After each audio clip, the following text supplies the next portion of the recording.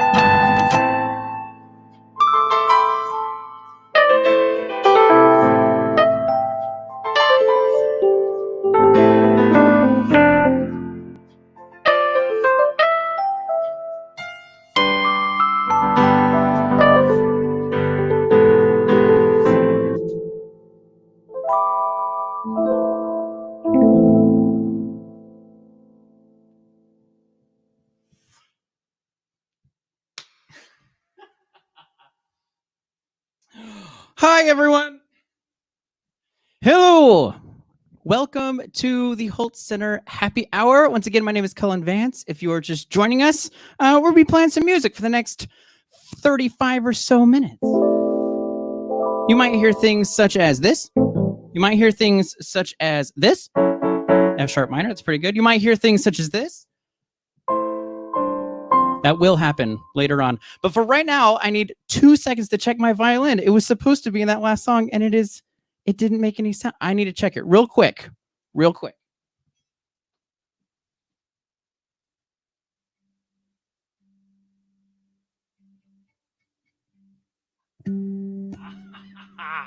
I fixed it.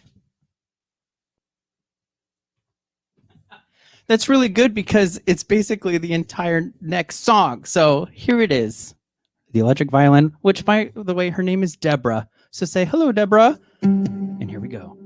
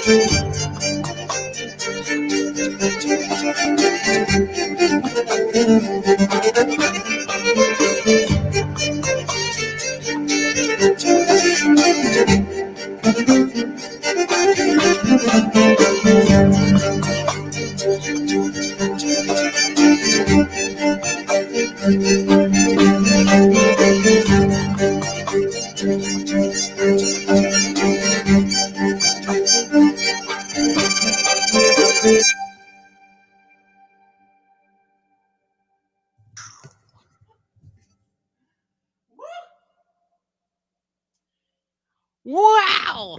Well, oh, nice little scrolly thing. Yes, please follow me on Instagram and find me on Spotify. Hello, everyone. Thank you again for joining us. If you are just joining us, my name is Cullen Vance. Thank you for being here. Thank you for being here.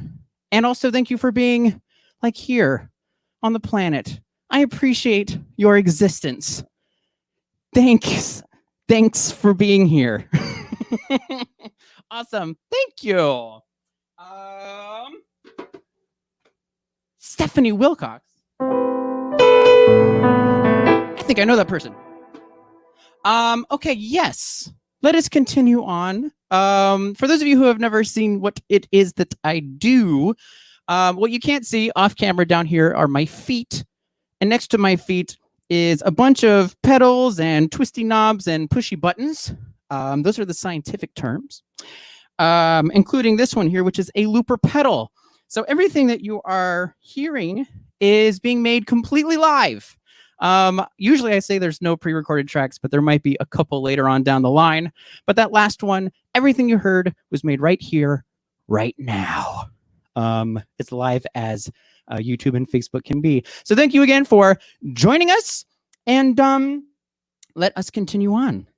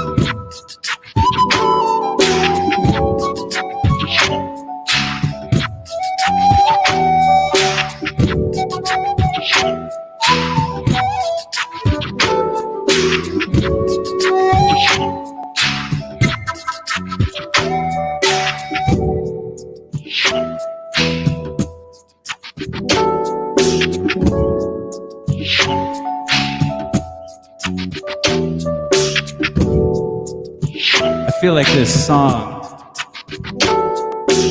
should be rated PG-13.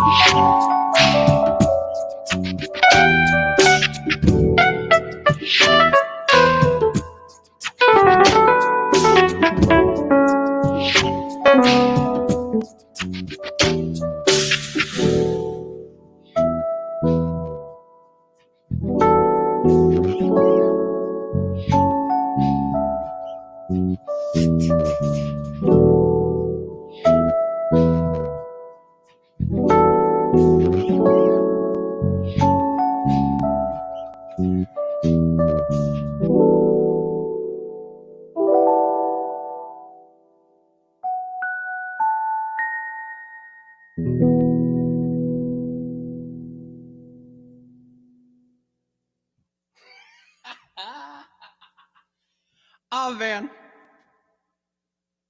I'm having so much fun. I don't know if you can tell. I'm having a great time. And you know what? I'm going to be completely honest with you right now.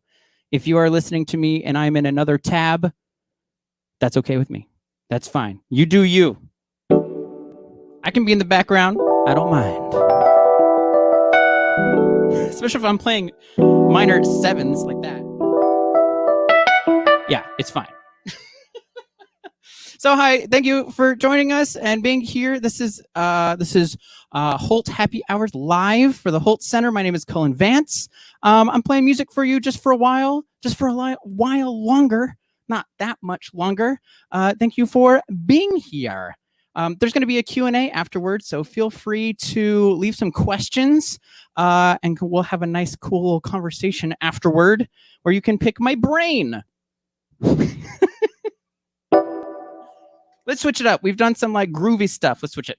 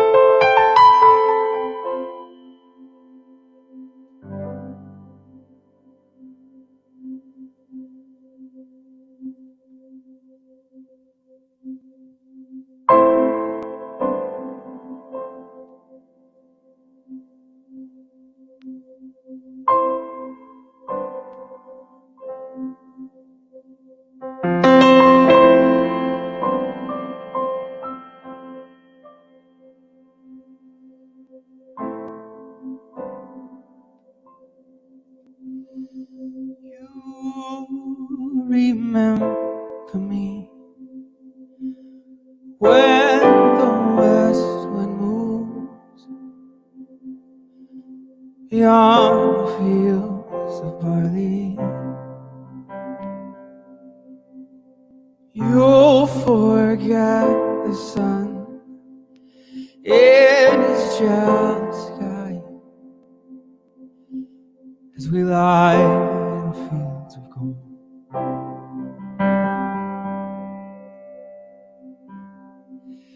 Well, she took love for to gaze a while among the fields of barley.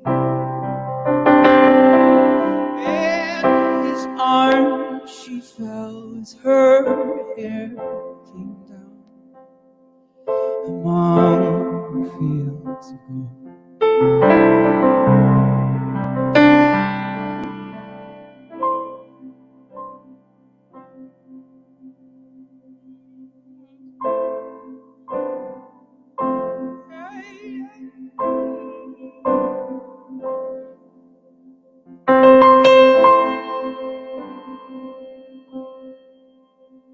Will you stay with me? Will you be my love among the fields of barley? We'll forget the sun in his jealous the sky as we lie in fields of gold. Well, see the westward move like lovers so among the fields of barley. Feel her body rise when you kiss her mouth among the fields of gold.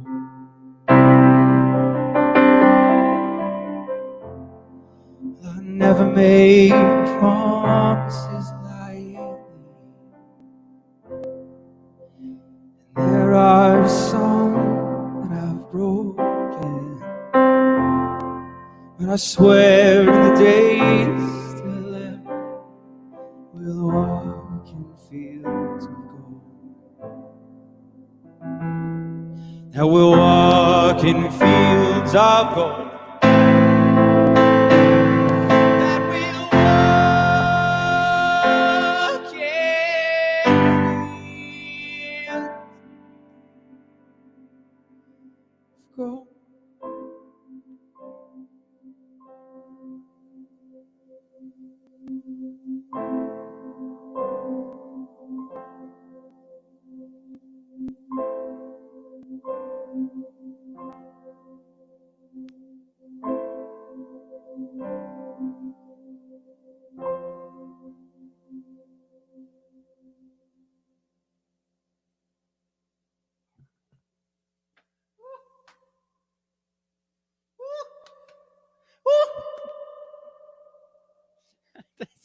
Ooh. Sometimes that's all you can say. It's, ooh. I think I got two more. I got two more for y'all. I gotta like recenter myself after that one. Thank you. I can see all the comments scrolling. I have to kind of squint because my computer screen's so far away, but I can see that they're coming in. Thank you for being here.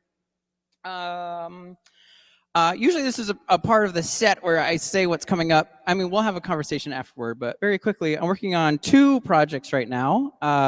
Last year in October, I released my album Cullen Volume 1, which was just a collection of a bunch of stuff I've been working on. That's on Spotify and iTunes and Google Play and all those places. So I'm working on Cullen Volume 2 now, which is very exciting, and it's turning out to be very crunchy, very jazz, very trip-hoppy. And then there's a second project that I'm working on that is, it doesn't really have a concept solidified yet, but one of my greatest loves in this life is writing for film and for video games. And gigs are a little bit slow right now for the film industry for reasons you can imagine. And so I'm writing songs that I want to write for imaginary scenes. I don't know what it's going to be called yet, but there's about 4 tracks already finished. And I cannot tell you how excited I am for this to be out into the world. It is some really soul-touching, heart-string plucking type stuff. So keep an eye out for that. But since we just did a really sad one, let's go back to the funk. The funk.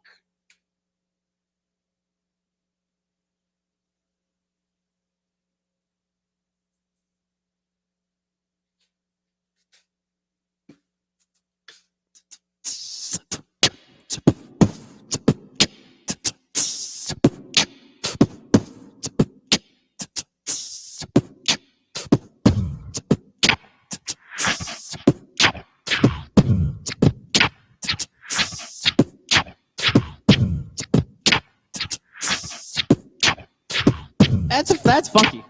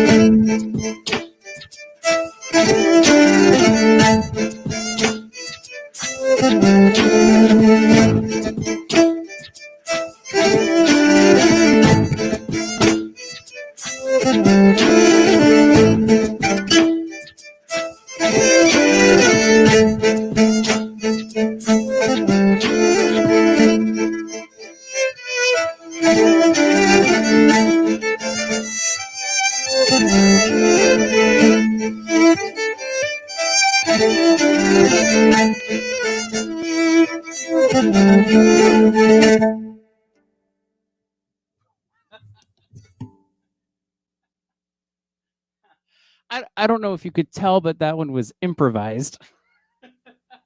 I always like to put in at least one completely improvised song just to mix it up and to scare myself. So there you go. It was funky. I don't know if it was fresh, but it was nasty. It was crunchy.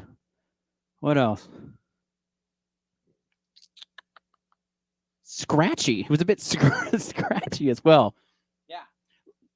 That song was like funky Captain Crunch cereal, not a sponsor. Okay. What time are we at? Oh man, we're just about there. I think this is going to be my very last song. I know. Thank you so much for joining us. After this, I think we're going to have a Q&A. We are going to have a Q&A. So leave some questions. You know, I love talking. As you can tell, I keep talking in between each one of these. So throw some questions out there. Don't be afraid to ask about philosophy, the artist's way. That's the kind of stuff I love talking about. So go for it. And here is my very last one here. If you did like that last one, especially the crunchiness, that kind of wonky rhythm, my latest single that just came out on Spotify is called Crunchy. And if you liked that groove of that one, definitely check out Crunchy. I think you'll like that one as well.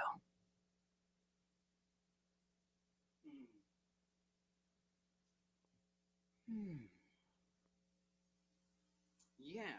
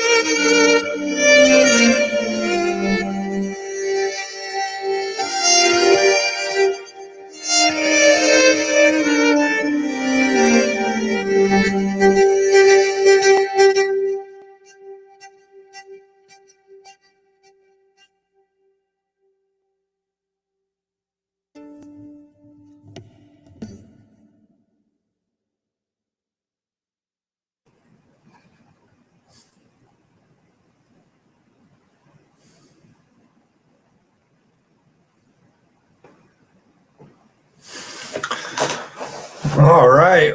Well, that was a set from Cullen Vance, and that was incredible. Oh, thank you. I'm going to switch this over real quick. I have to jump over. Yeah, take your time. If you have any questions, get them in the comments, but seeing a lot of great questions being submitted over there, and we'll try and get to as many as we can. Did we get a lot? Oh, we got a few sitting here. In fact, usually I only ask my questions, but I'm only going to put in one of mine on this one. You're very generous. Yeah, no. Well, hey, I love our audience. Want to keep them happy. But a question that I had for you was that, I mean, clearly you have some incredible musical talent. You being able to play as many instruments there. I was wondering if you had a distinctive memory of the first time that you really started to realize that you wanted to do stuff with music. Oh, man. Well, I actually was I have a 7-year-old son named Brendan, who's upstairs actually right now. I hope he's watching. I know my wonderful wife is, but actually he asked me the same question. Like, when did you start music, Dad? And I was like, oh, you got to reach way back there. I mean, because I'm so old, right? I have to reach way back. But yeah, there's a particular memory, I think, and I think my dad's actually in the chat. Maybe he can correct me. But I think we went to a cousin's house. I don't know how old I was, but we went to a cousin's house and they had a piano. And I think it was my very first time getting to sit at an instrument. All the grown-ups went outside to talk about whatever, and I was there. And I remember just plinking and playing.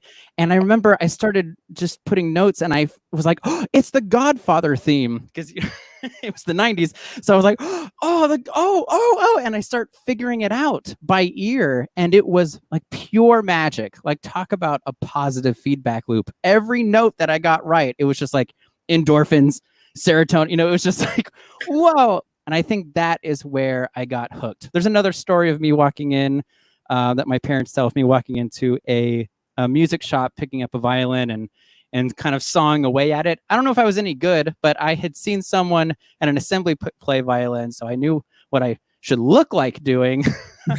But yeah, that was way back. I think that's when I was 6 or 7. But I think that piano memory is even before that. But I think that's where it all started, where I got addicted. Nice. And I said I was only going to ask one question, but that actually leads me into a second. So it was like a natural ability there, but then did you start to do professional lessons? Are you trained in music methodology? How did you take those next steps to get to where you are now? Well, I took violin lessons for a while, but I did not get along with the teacher. She wanted me to play classical music, and I wanted to play fiddle. I was born in Texas. I grew up in the South, and most my younger years, my developing years in the South, and so that's what I wanted to play. So violin lessons didn't last very long. My dad is a skilled musician as well, and he had left-handed guitars in the house, and that's why I'm left-handed. I'm left-handed writing, but I remember wanting to hold it the other way, but there was only left-handed guitars in the house. This is a left-handed violin too, if anyone was wondering if the video was flipped.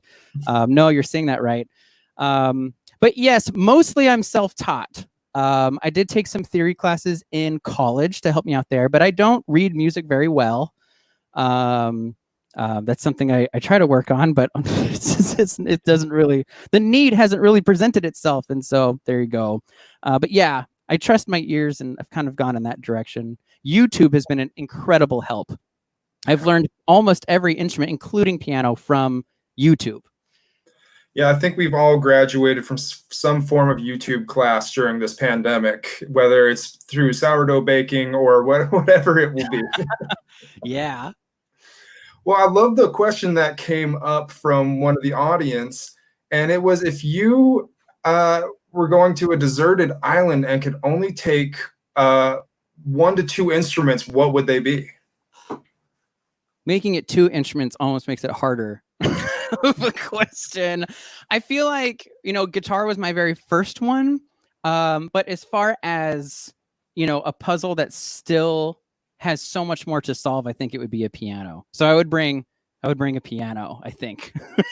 I don't know how well it would do on a deserted island, but as a thought experiment, this is where these keys, this is where I spend most of, I put my consciousness into these keys for many, many hours. And I hope I live a long time so that I can find even more within these white and black spaces. Awesome. And then we had a question from Cameron, who asked, you took a turn with a pop hit in the set. Are there any other mainstream artists or songs you unabashedly love? Backstreet Boys. I grew up in the 90s. So Backstreet Boys and Britney Spears came about right when I was getting interested in music. And it was like, yeah. And those like those type of, it's a guilty pleasure if I felt any guilt about it whatsoever. Well, I'm glad to hear you're guilt-free about it. That's the best way to live. Yeah. We had another question come up from Mia. If you could choose 1, maybe 2 composers to collaborate with, who would they be and why? Oh man. Well, the first one that comes to mind is this guy, Jacob Collier, who's over in the UK, and he's basically the Bach / Mozart / Beethoven of our time. I would want to think that I could keep my cool around him, but I'd probably just like, it's Jacob Collier. So if I could keep my head on my shoulders, then I would love to do something with him. The other person is this person I've just discovered like a couple of months ago, and has completely changed my life. Oliver Arnolds from Iceland. I basically want to be him when I grow up. I think he's just 2 years older than me or something like that. So I hope I'm where he's at in 2 years. But Oliver Arnolds, those 2 would be incredible. Yeah. Awesome. And then we had a question from Mia, which is, how has working in multiple creative media, animation, game design, web design, illustration influenced you as a composer? Well, I think the reason why I do so many things, one is to pay the bills. The more things you do, the more things you can say yes to. But the other side of it is that one of the strange joys in my life is looking at something that I look at and I go, there's no possible way, like whittling. I got into whittling for a bit for a while. And I was like, I want to look at this, and because there's no possible way that this is going to be anything like anything else I've done. And when you go into it, you realize that these kind of artistic principles are in every single medium, the art of motorcycle maintenance, to whittling, to sourdough bread making. There's these things about anticipation, follow through, these types of these principles that show up over and over. So every time I think I'm going to go into something, Aikido or animation, I think how is this going to come back? And it always does. If it's not just in a very practical way of how to like structure a song, it can be just in the mindset where I'm doing something like it's not working, and I go, okay, if I was doing animation, how would I do this? One note at a time. If I was doing Aikido, what would I do? Get a partner, you know, that kind of stuff. I hope that answers the question well enough. Yeah, no, I definitely think it is. And then I just wanted to get in one more question, which I really liked, which is, what is the biggest killer and biggest driver of creativity? Ooh.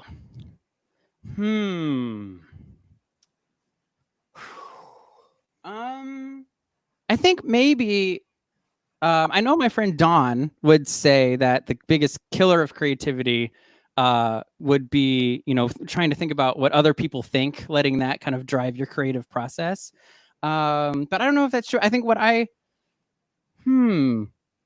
think it would be too much freedom. I think that's what kills creativity, is no walls to the sandbox. If they're like, you can make the biggest castle, whatever you want, and this is all you've got, then you can start being creative. But if they give you the Sahara Desert, you're like, where am I supposed to start? So I think that's probably the biggest killer. And then I think the biggest, I think it's the opposite, actually. The biggest helper. What was the question? The biggest driver of creativity.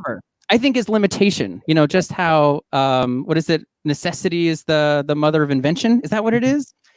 Yeah, I think it's limitations is the mother of creativity. If you can put yourself in a box, suddenly you're like, your brain has a problem that it can chew on. Because if you've got wide open everything, then the only problem it has to chew on is, what is it everyone else going to think? What does this mean to me? You know, what does this mean? Who does this make me if I write this song? You know, if you can give it a problem to solve, then all of that goes away. And then you can actually judge it based on something where you're like, I only had 3 instruments and I think I did a pretty damn good job. There you go. I could go on and on, but I think that's it. Yeah, no, fantastic answer. And, you know, just wanted to give you the spotlight one last moment. Tell people how they can follow you, how they can support you. Cool. Thank you, Rich. So I try to post as much as I can on my Instagram. So follow me on there. You get behind the scenes stuff, and you'll also get notified of when I'm releasing stuff. And also follow me on Spotify if you have Spotify. That actually helps quite a lot as far as algorithms go. Yes, I think that's it. Just keep a lookout, and for all the new things that are coming up. Awesome. Well, we'll definitely be watching to find out, you know, when these releases are coming out, and we'll try and share them as best as we can on the Hult Center pages. Thank you. Thank you again for being here to perform tonight. And before we wrap up, I just want to let everyone know that we still have another Tuesdays with Ty next week, and we're going to be doing a live performance from the Hult Center lobby, a socially distanced performance that we'll be live streaming from there. But it will be a nice little change and something new for the stream. So I hope you will all join us at Tuesday at 6 o'clock. And if not, then join us on Wednesday for when we roll out some new website and ticketing awesomeness for you. And until then, thank you all for coming and joining us for this evening. And we'll be back again soon. Thank you so much, everyone. Thank you, Rich.